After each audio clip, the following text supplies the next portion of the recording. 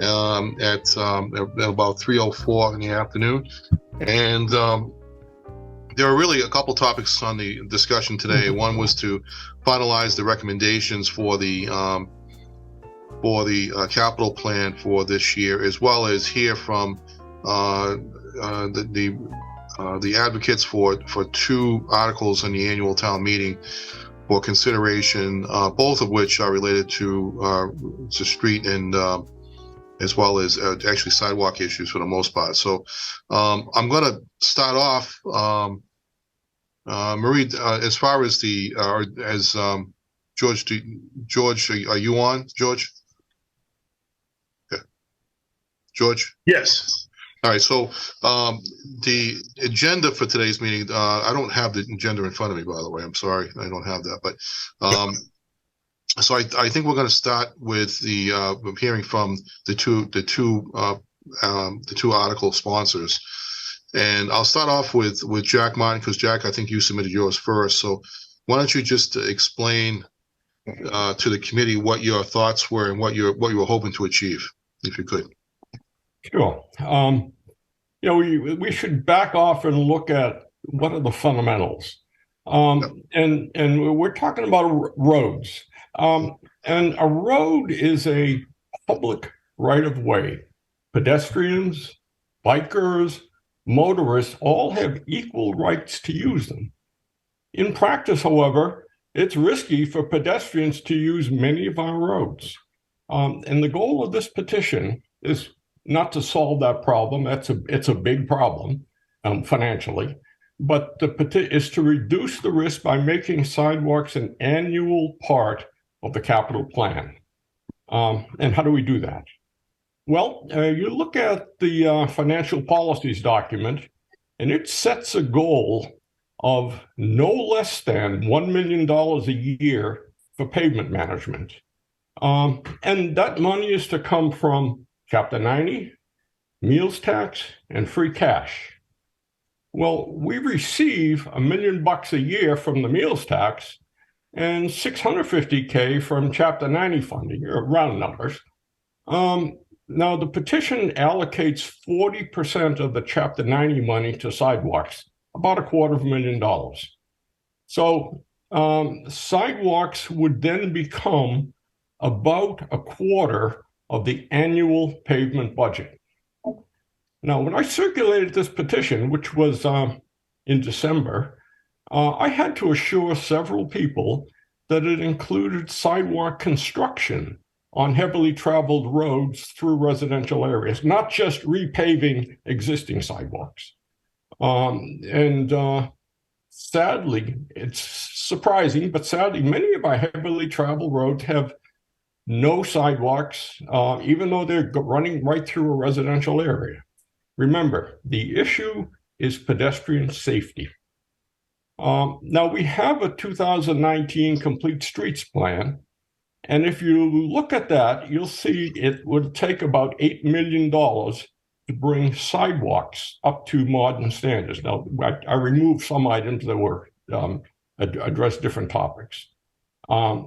Unfortunately, that plan looks mostly at existing sidewalks and ignored most of the areas that don't have one today. So the actual cost of bringing our sidewalks up to modern standards is at least $15 million. Obviously, $250,000 a year that would be raised through this citizens petition is not enough to meet this need, but the goal is to get it started. We've been in this situation. Why are we here? Well, we've been ignoring sidewalks for 20 years. And so we're not going to fix it overnight. It'll take years, but the petition, the intent of the petition is to get the process started. Incidentally, I'm surprised that this is even on the CIP agenda, because it doesn't request any funds. It simply reallocates existing funds. But whatever, I ask for your support. So the reason why it's on there, Jack, is because it's anything over $25,000 of a capital request. This is a capital request.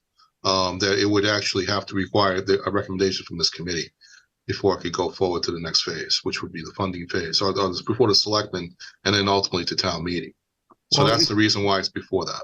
Yeah, technically, it's not a request; it's a reallocation. Call it what you will; it's still expenditure of town funds. So I think that's the issue. So, all right. So, any questions from the committee about Mr. Martin's, request? Can't be that good. No, Chris, I think, in looking at kind of the history, and at least over the last 9 years since I've been here, Foxborough has certainly made the roads the priority, for that funding, the Chapter 90 funding and any other additional funding that came from OPED or Winter Recovery Act money. It certainly has been roads first. And I think that goes back to probably a lot of years of neglect on the road network, and that's what was being pushed 10 plus years ago when the pavement management plan came in with Roger. The directive was fix the roads. Over the last really 2 years, we've started to get that feeling from residents that they want to see the sidewalks done as well, in conjunction with the roads. So that I think and John is, I think, kind of in the same lines of where you are, Jack, that money needs to be spent on sidewalks so that we can start to make those improvements. The complete streets plan that was put into place, has not resulted in a lot of funding from the state. So we've kind of been stuck with that Chapter 90 balance, and that's been about it. I do think that taking 40% of the Chapter 90 funds is going to do so in the detriment of the roadways in town. Not that I'm not in favor of spending money on sidewalks. I think we need to talk about, additional funding to get to that $1 million for roadways, and then what do we do for sidewalks beyond that?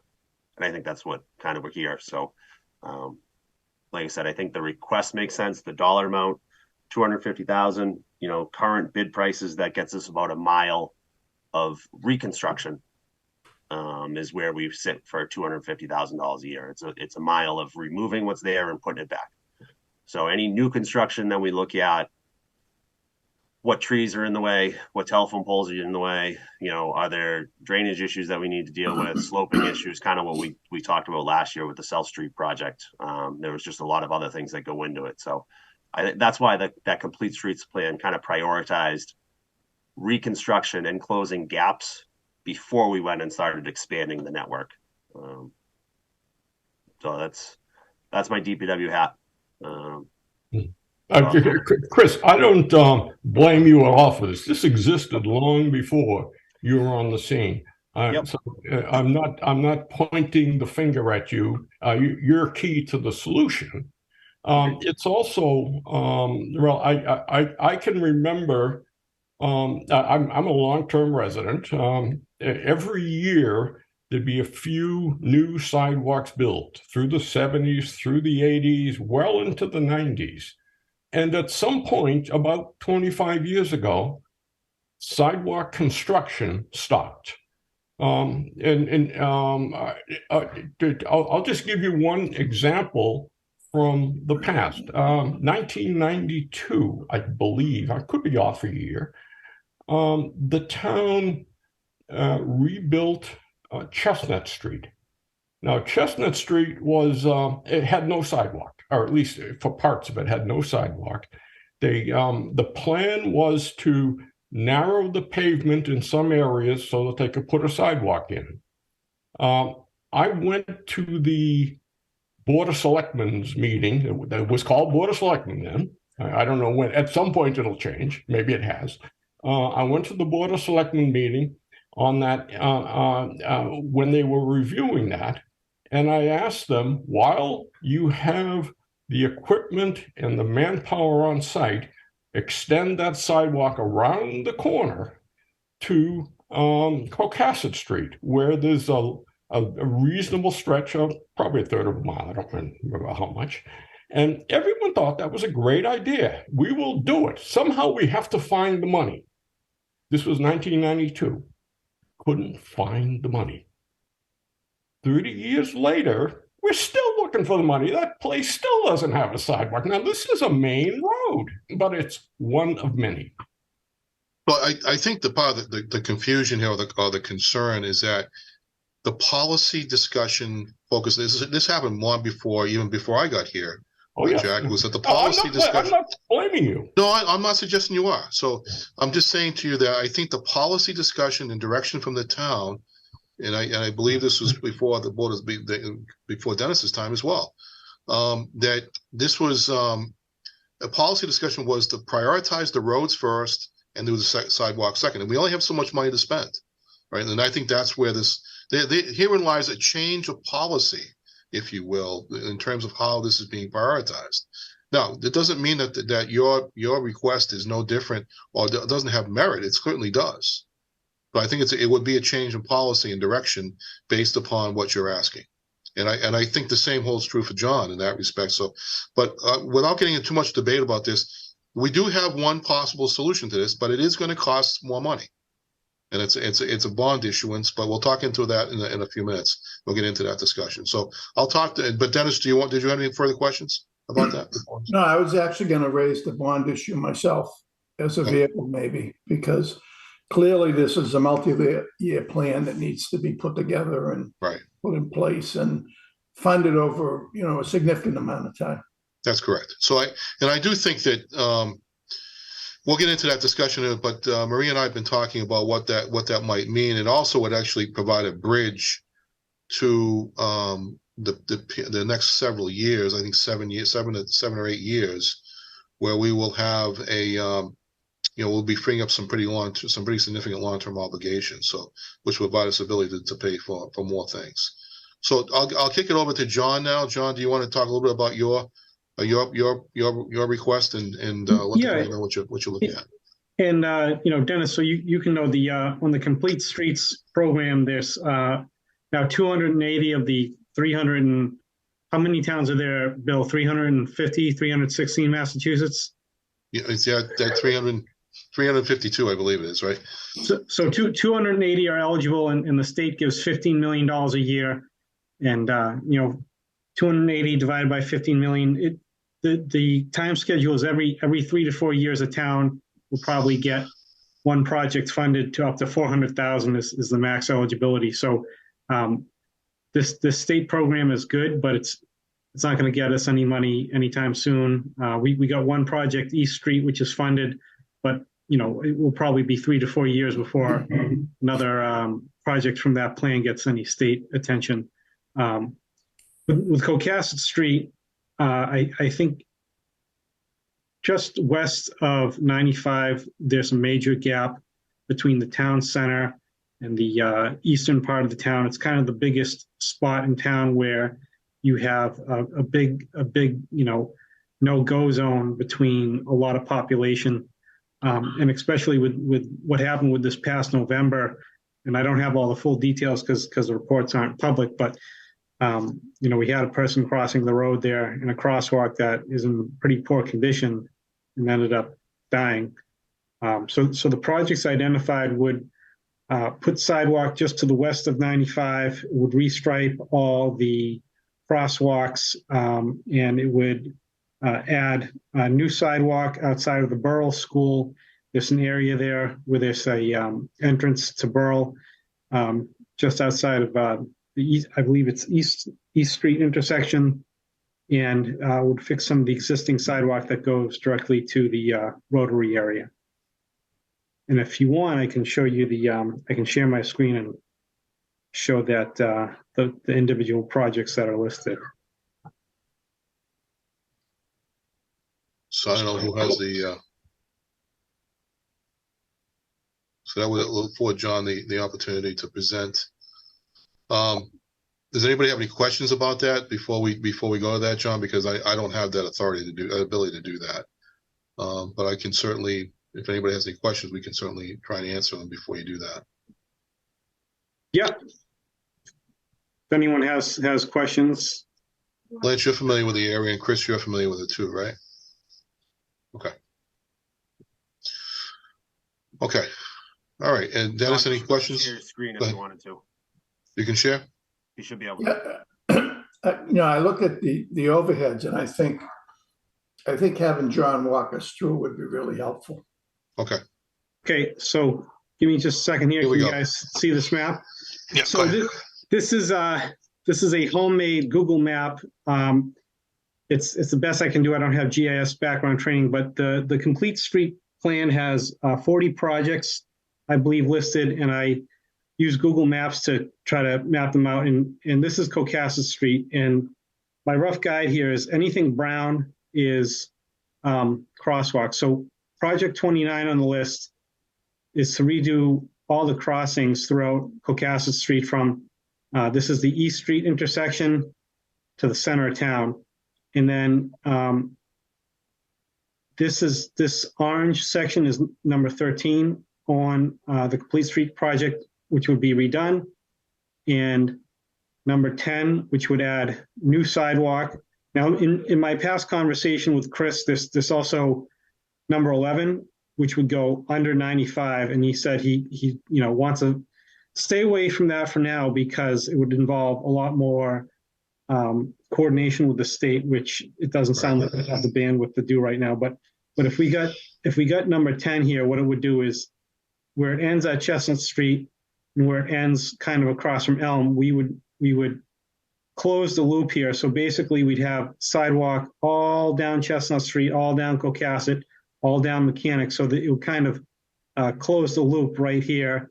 And then the final aspect of what I proposed was number 12, which is new sidewalk right next to the Burrell School, where none exists currently. And I believe this is one of the two entrances in and out of the school, so it would be on either side and connect with existing sidewalk. And just so you guys know, this is the one that got funding from the state, number 3 on the plan for the East Street, Cocasset Street intersection rebuild.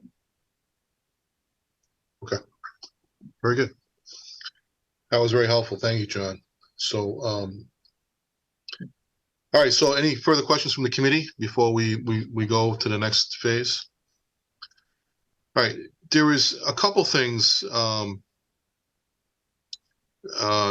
think what I'd like to do is go to the funding phase of this, and I think Marie was going to get into was able to present some of the options that we have here. So, Maria, if you can come back on the screen for now, I'll be happy to. And you can share your screen as to what you've come up with based upon the meeting that we had the other day, and we'll talk about and then we'll get into a discussion about what the option would be to fund the possibly fund the two projects that have been presented. Also, with respect to the $350,000, Chris, one of the things we talked about too was deferring that until the fall as well, for two reasons. One is the fact I think our free cash position is going to be better this year than before. Not only that, but we're not going to have to pay another additional OPEB payment, which will easily provide enough money to cover that. And you have enough projects on your plate right now that it wouldn't be like you'd have to use that money immediately anyway. So it would give you the ability to do some work in the spring of next year as well. So that would give you some ability to spread that out. It hopefully allows the state budget to move forward too, because exactly the new governor has proposed, I believe she proposed $400 million for Chapter 90 funding, which would double for each town. Assuming she sends that out as Chapter 90 funding and not buries it in other grant programs. Exactly. So that would get us to but we would at least be able to get to the $1 million mark that we're looking for this year based upon what the policy is recommending. So, all right, Marie, you want to take it from here? Can you do that? Yep. So before I get into the topic, I just wanted to clear up some confusion that we've heard regarding the free cash. So last Saturday when we met to discuss the funding, we had said that we had 1.34 million available to use towards the budget. Now this 1.34 is not the balance that was remaining in free cash. It's just what we had available to use towards the capital budget, leaving 1.5 million unspent, which is what we've been trying to do the last 3 years. Just to kind of, it's not a good practice to deplete your entire free cash. By leaving 1.5 million there, you have a good starting point for the next year. And, in case an emergency comes up, you have a good starting point there. So I just wanted to clear that up. And then regarding bond issuance, let me just share my screen. Bill, for both, I think Jack and myself, if there's something on track for the May annual meeting that looks like a strong presentation, it would change what Jack and I have, I think, at least thought-wise on what we want to do with the 2 articles we have, set for the town meeting ourselves. Yeah, fair enough. So I do think, though, that this is a case where we have to get serious about whether or not we want to do this, because I don't think there's anyone disagrees with what you're proposing, either one of you. It's a question of how we pay for it, right? And I think that's the point that we've been trying to get to. What's our financing strategy? And I think because there's real merit to what you both say, I think that it's not going to be my ship to manage anymore, but it certainly makes a heck of a lot of sense to me that we should be spending and prioritizing this stuff, because particularly where if you read, there's recent articles and books that have been written about this, that we should be spending more money on sidewalks and bikeways than we should be spending on roads. And that's the reason why that is, because we want to encourage more people to be walking more and driving less. And we can't do that unless we have a good network of sidewalks and bikeways. So I'll go with that. I'll kick it over to Marie. Go ahead. So we had a phone call earlier with Hilltop. They're our financial advisors. So anytime we're looking into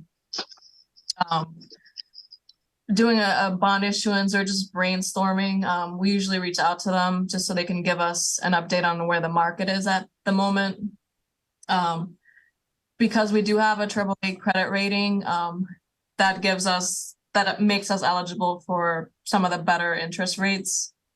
So right now, say if you were to borrow $10 million, and according to Chris, you would need about between $750K to $1 million per year to be able to tackle some of these projects. So if you were to do a bond issuance, a 20-year bond issuance for $10 million, right now the interest is anywhere between 3.5% to 4%. You're talking about debt service. So year one would be $900,000. So, and as you can see here's what the debt service would look like over those 20 years at the 4%. And then on the other side, if you wanted to see what the impact would be to the taxpayers.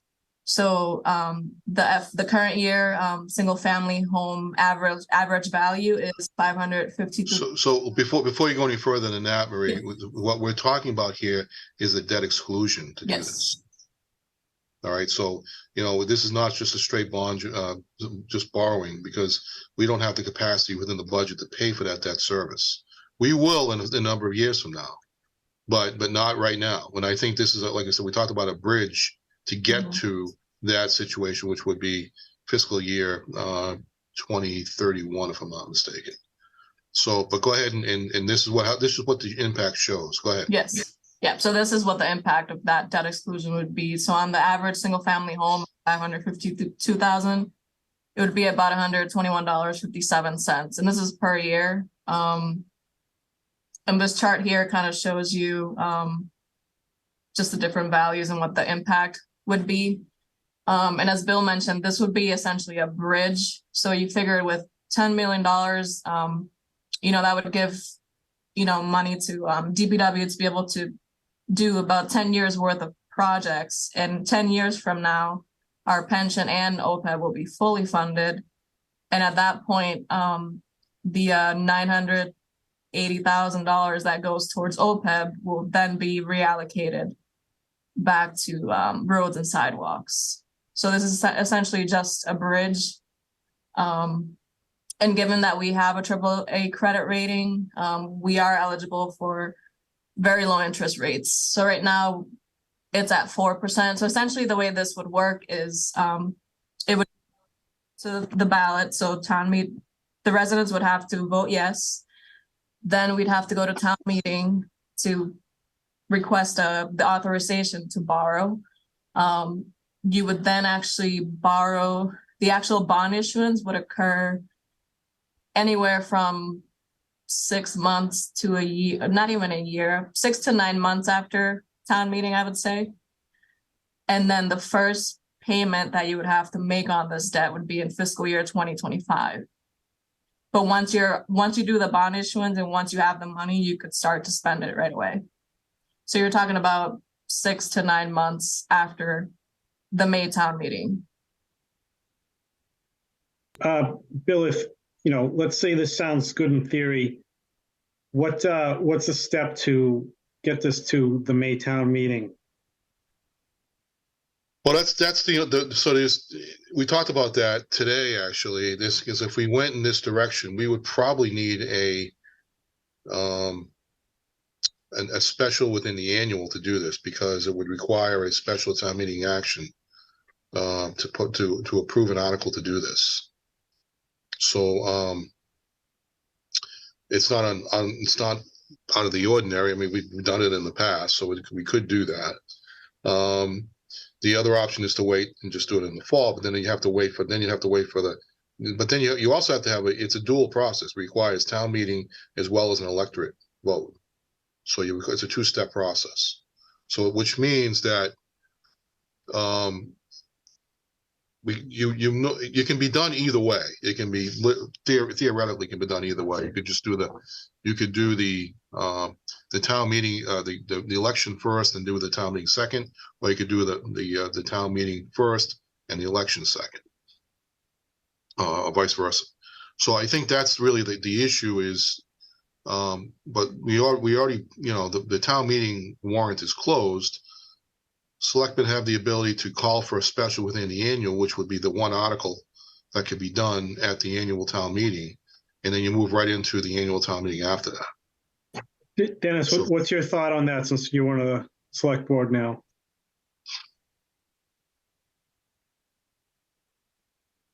But you got to turn on your mic, Dennis. There you go. You mean my thought on a special town meeting, or what? Well, putting an article on it, opening up the warrant for a special versus the annual, because we haven't, we've not had any discussion about this at the board level. This has been the first time we've offered this as a possible solution.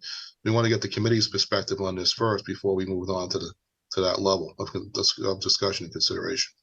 Because it sounds like Chris and Lance, you guys think this is feasible. I haven't heard you guys say, haven't heard any apprehension from DPW on it.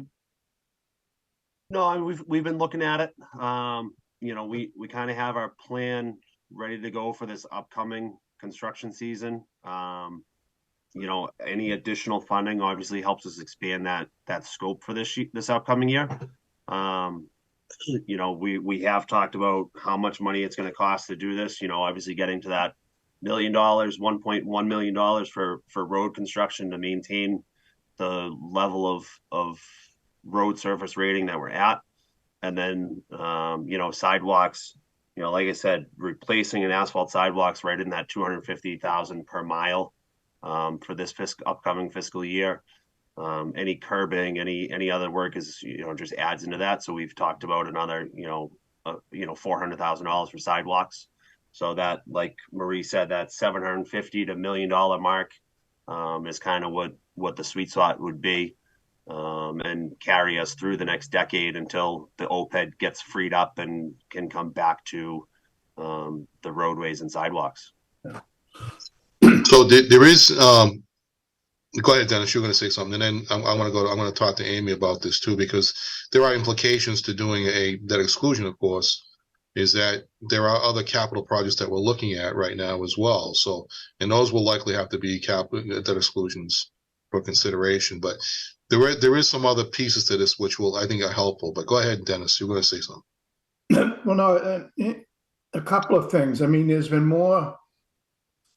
Still coming to the end of my first year on the select board, but there's been more discussion about sidewalks, I think, than anything else in terms of town priorities. So where does it fit within the overall prioritization, I think remains to be seen, but it certainly has jumped out at me, and I'm sure you'd agree, Bill, that it's a priority.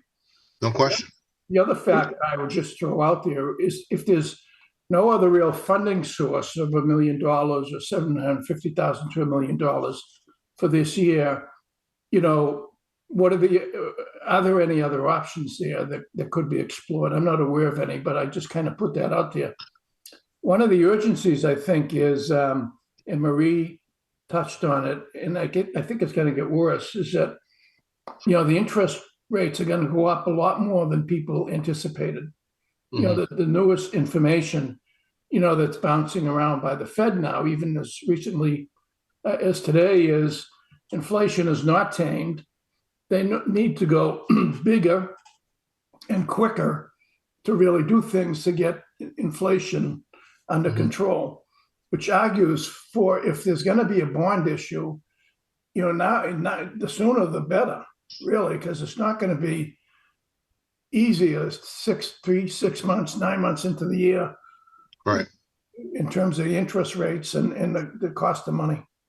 And Dennis, you know, it's something that kind of, I think, has been ignored for, sounds like Jack says, since the 2000s, we haven't done anything. So we're kind of coming out of a hole of 20 years on this issue. So it's almost like we're not even catching up if we start today. So I'm hoping that, you know, we can keep it on a good timetable to hit it for the May meeting. Well, I think this is a case where if people are really serious about this issue, you almost have to put your money where your mouth is in this one. You know, and I mean that in all good intentions, because if people, I mean, it's not like we have an extra $1 million laying around that we have to pay for, you know, for debt service or something like this. So I think it's extra. It is something that we should be doing, no question about it. But it hasn't come to the forefront of being a priority only till recently. And I think that, you know, it really wasn't even a priority for the first 8 years or 9 years that I've been here. It's only recent been the past year or so that we really had some real conversations about it. But Dennis is 100% right. This has been a number one consideration since in the past year. And it's a right one. It's a good one, I think, personally. One of the questions that came up a few minutes ago was, what other sources of income? I'm speculating here, but one of the things that struck me, as I mentioned earlier, is people are particularly interested in sidewalks where there are none. Well, we have Green Street, which is 100% residential. It's a state highway. Now, I would assume that one could tap, let's call it our senator or our state rep, and somehow, can you get money into some bill for sidewalks on Green Street, or call it Route 106, if you will? So it is a numbered roadway. Well, 106 is a numbered roadway. It is a local road. The state Mass DOT does not own that roadway. Oh, is that we actually right? plow it. Yeah, we plow it. So. It's ours to maintain. So even though it's a numbered highway. Correct. And I'll tell you, Jack, driving from Plainville to Foxborough in a snowstorm, the Foxborough side is very nicely plowed. When you hit that Plainville border and you say, well, you got to drop down, 15 miles to stay on the road during a snowstorm. Well, I at least tried. I might throw in Bill into Dennis's statement about any other options. Early in this meeting, I think it was John Mahoney that said when you're looking for the state, they seem to come few and far between, and it takes a lot to get it. I'm not discounting the fact that the state might come through with some type of, grants and what have you. But if you're serious about doing something in a long run, you do it yourself. And the way to do it is our bond or our debt structure right now is not bad for a town of $100 million budget. A lot of it is falling off. And I think the only thing that may have been missing from what we've been talking about, oh, wait a minute, if we wait until 31 or 32 or something like that, the OPEB and everything will fall off. There is debt exclusion falling off within the next few years. So if you, and I'm only making the number up, if you go up $900,000 for a debt exclusion and you lose $400,000 to $600,000 within 2 years, the scale that you just saw on there that Marie did gets nullified to a half or a third or a fourth, something to that effect.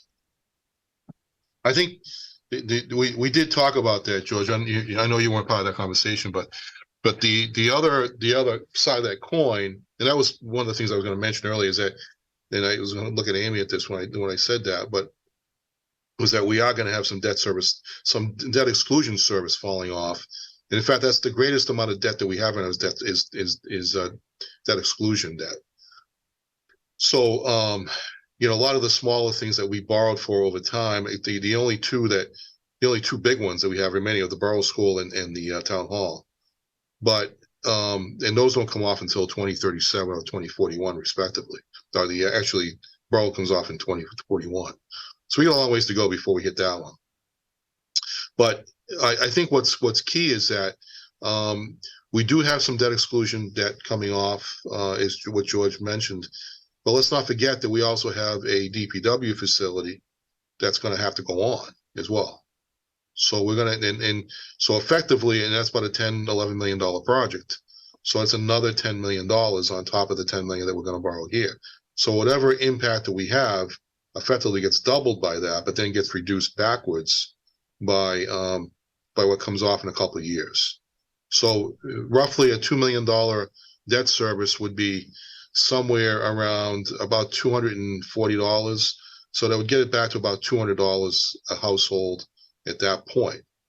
Now, let's full disclosure here. What happens if we go to the Taylor School project on top of that? Then it becomes another consideration. So I do think we have to be, if we're going to talk about this, we have to be fully cognizant of the fact that there's several different implications. But having said that, I do think that we get to the Taylor School, and Amy, you know this better than I do. I'm sure Bill knows this as well, that this could be several years before we get to Taylor. In the meantime, that stuff falls off. We're that much closer to paying off the OPEB and the pension debt. We're in a better position to address that, I think, than what we were, just a few years ago. So I think the stars are starting to align to the point where I think we could actually do this, pull it off, but at the same time, still keep the other projects in priorities out there for consideration. Bill, has the community center or senior center fallen off the radar? It has not. So that's another consideration. I mean, that's number 3. So it'd be lining up for 3-4. There'd be 4 major projects that would require debt exclusion consideration. That said, though, the Taylor School would have probably 50% funding, and on top of that, the senior center or community center project would probably end up closer to the point where we do pay everything off. But rolling off at the point that we're no longer paying for the long-term debt on the pension is probably about a $3 million number, Murray, somewhere in that range. So $3 million plus another $1 million for OPEB, there's a $4 million opportunity at that point. So that gives us a lot of ability to do a lot of things. And I think you could pay for a lot of debt service under those conditions. Right. And that will be within the levy, by the way. So that's which is not debt exclusion. So that's it. So I wanted to kind of lay that all out there for you. If you all feel comfortable, if you want to think about it some more, we can meet again on this. But time's ticking in terms of getting this in front of the Board of Selectmen for, and in front of the AdCom for that matter, for consideration for a special meeting if we're going to do it. Bill, just one last thing.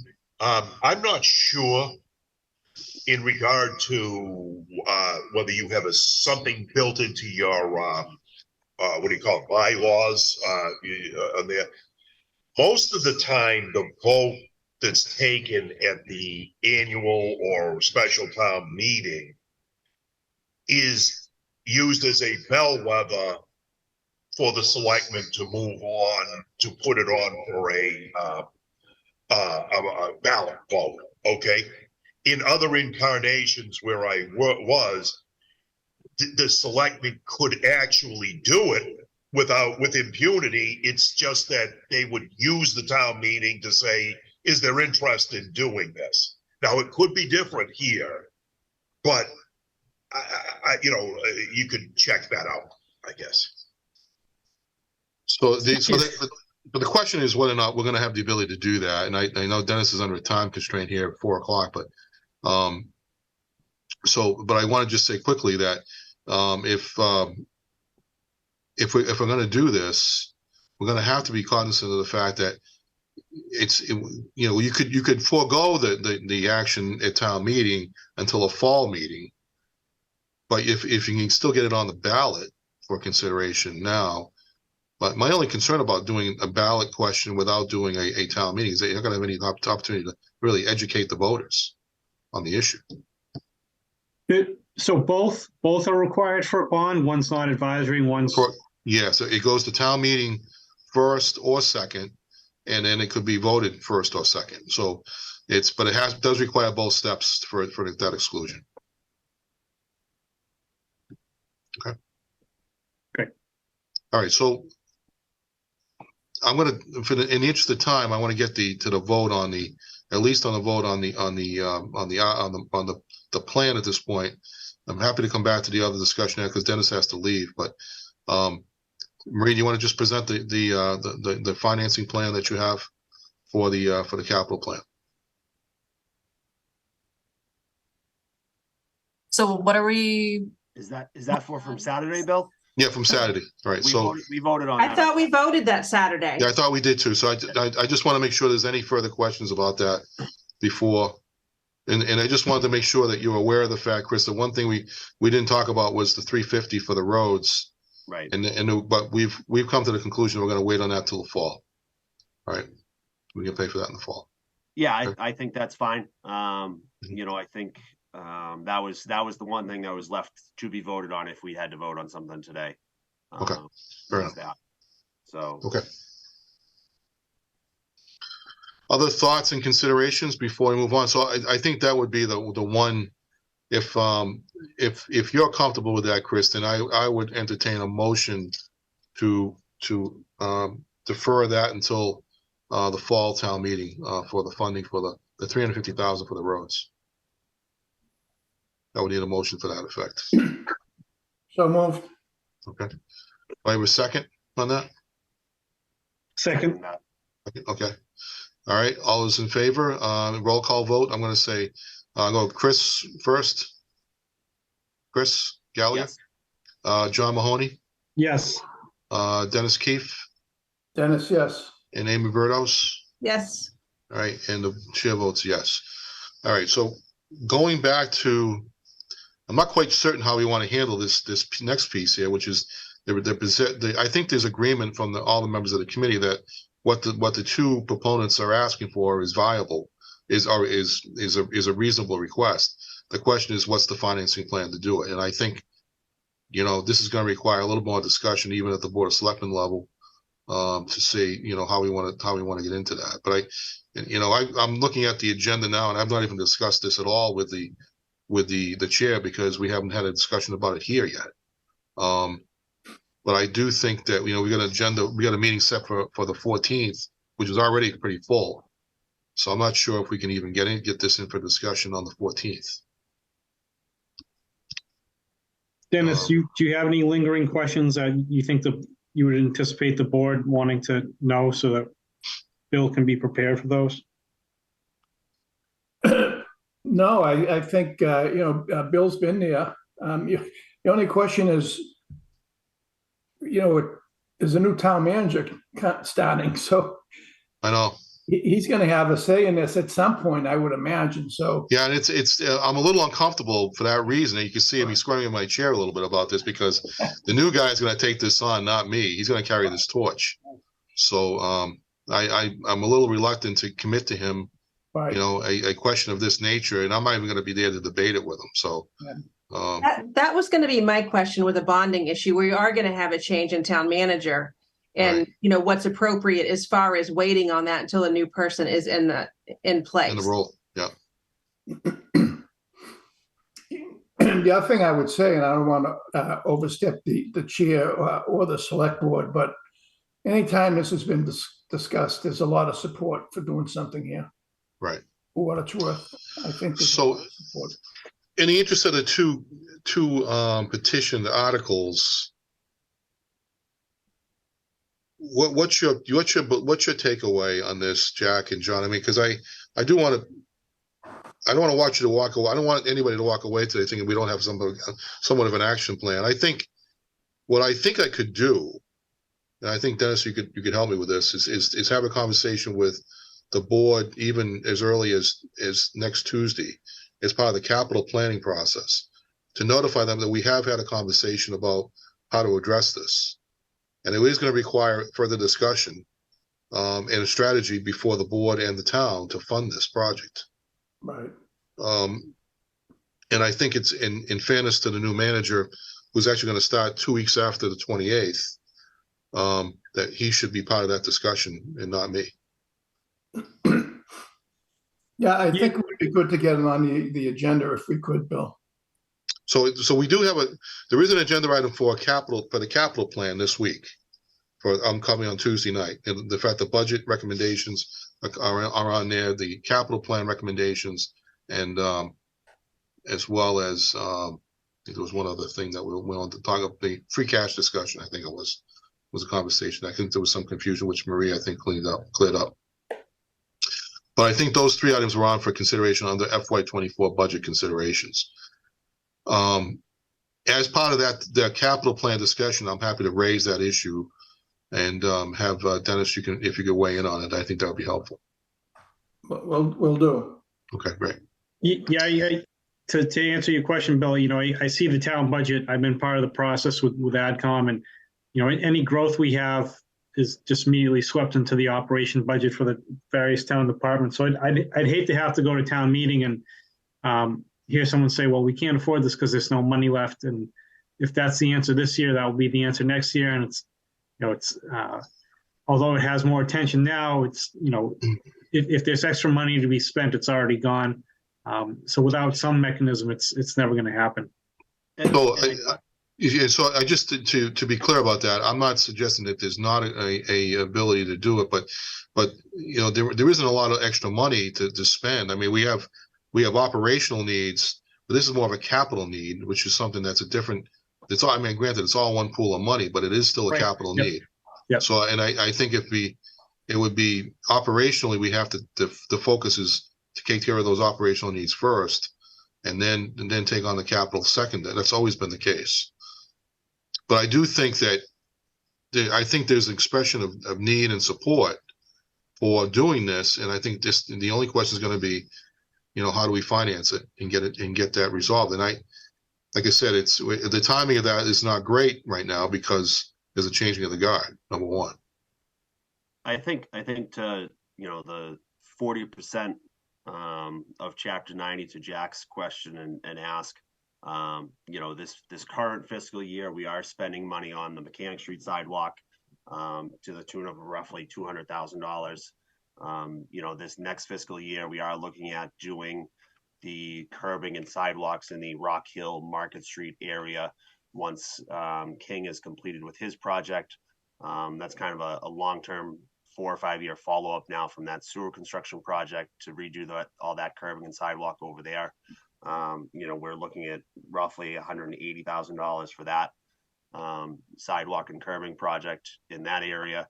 So we have taken away from the Chapter 90 from the roadways and are starting to dedicate money there. Again, from where I stand, I think it would be, I don't know the right word for this, but it wouldn't be right of me to say, let's just keep taking away from the streets and put it towards the sidewalks. I think we need to balance that out. We do need to spend money on sidewalks. There's no doubt about that. The residents want to see that. But at the same time, it's going to be at the detriment of the roadways. And, this winter, as little snow we've had, the potholes are starting to show up in force right now as we get into this cold overnight and warm during the day weather. Right. So it makes everything pop. Yeah. I think, Bill, like you said, we're at that point, we keep getting asked for more and more, but nobody wants to put any money towards it. So this may be the right time to put it out there. And to be honest, for me, if you present it next Tuesday and the select board are in favor of moving it forward, then they're that policy board that shouldn't matter what the new town manager says coming in. If the select board is in support of it and doing it as a debt exclusion, then they're the ones that should support it and push it forward. I mean, my only concern about next week will be just an initial discussion. The board will want a full presentation on why. And that obviously won't be till the 28th of March. So I mean, and as time wanes here, I think we want to be careful that we don't get into a situation where we may not have enough time to put it on the warrant for the annual town meeting is my concern. Yeah, I'm concerned about the comment that Chris made, taking away from the roads.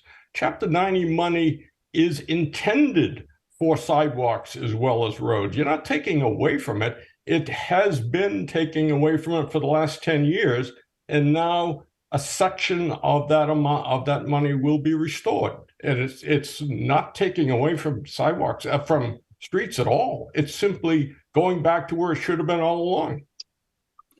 But I think go ahead, Dennis, you're going to say something. If I could jump in, I'm on two Zoom calls now at the same. That's a first for me. But maybe an outcome Tuesday night is we talk to Leah and put together a small group, including finance, George and Marie, and try to kick this around a little bit more in terms of some of the things we just didn't have time to walk through today. Okay. I'd certainly be willing to, attend, be part of that subcommittee. Okay. That's a good start. We got to have a process here. There's no question. And I think this is a good start for the discussion. I just think that I don't want to see the thing fail because we didn't present it correctly. And that's always an important piece. So, right. So I would say I'll raise the issue as a portion of this discussion today, and then also mention the fact that we're looking at a strategy to pay for it, and we want to know how the board feels about it, but we're happy to have a bigger conversation about it. All right. So with that in mind, I know that Dennis is a 4 o'clock meeting. Is there anything else that we need in preparation for presenting this stuff on the materials for Tuesday night for the board? Marie or George, any further thoughts? I think we're in good shape. Okay, great. All right. With that, I'll accept the motion to thank you very much, Jack, and thank you, John, for weighing in today. I want to just say for that, can I accept the motion to adjourn the meeting at 4 o'clock at 3:58? So moved. All right. And I have a second. I'll second. Okay, Amy seconded it. All those in favor say aye, and I'll say John Mahoney, Aye. Chris Gallagher, Dennis Keefe, Aye. Amy Burdos, aye, and the chair votes yes. All right, thanks everyone for joining me this afternoon, and All right. thanks for all your help. Appreciate it. Thank you. Thank you. Bye.